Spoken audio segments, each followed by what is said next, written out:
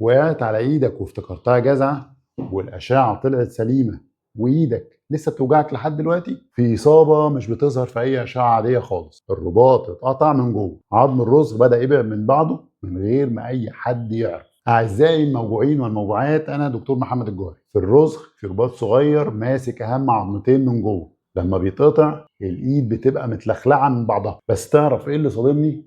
ان 7 من كل 10 حالات بتشخص غلط لمده 6 شهور كامله. الدكتور للاسف في بعض الاحيان بيقول للعيان ان ما فيهوش اي حاجه، والمريض بيمشي يحط مرهم وينام وفي جوه ايده رباط مقطوع والعظم بيخبط في بعضه غلط. وده اللي مش بيعرفه معظم الناس، ان الوجع المسمع لما تحرك ايدك مش مجرد وجع، ده العظم بيزيق من غير الرباط اللي ماسكه مع بعضه. بس الجزء الخطير انك لو سبتها شهور المفصل هيدخل في خشونه ملهاش رجوع، وساعتها مفيش حل غير ان احنا نلحم المفصل كله ببعضه. بس الحل بسيط لو لحقناه في الاول، مش اشعه عاديه بس، فحص برنين متخصص بيشوف الرباط اللي مستخبي ده. لو الاصابه لسه جديده ممكن مجرد جبيره او منظار بسيط يرجع الرباط مكانه وايدك ترجع تشيل وتمسك من غير ما تخونك. المهم انك ما تسيبش ايدك تخونك وتوهم نفسك انها مجرد جزعه. لو الكلام ده نفعك تابعني هنا في كلام في العظم، كل يومين بنتكلم عن حاجه بتوجع الناس زي كده.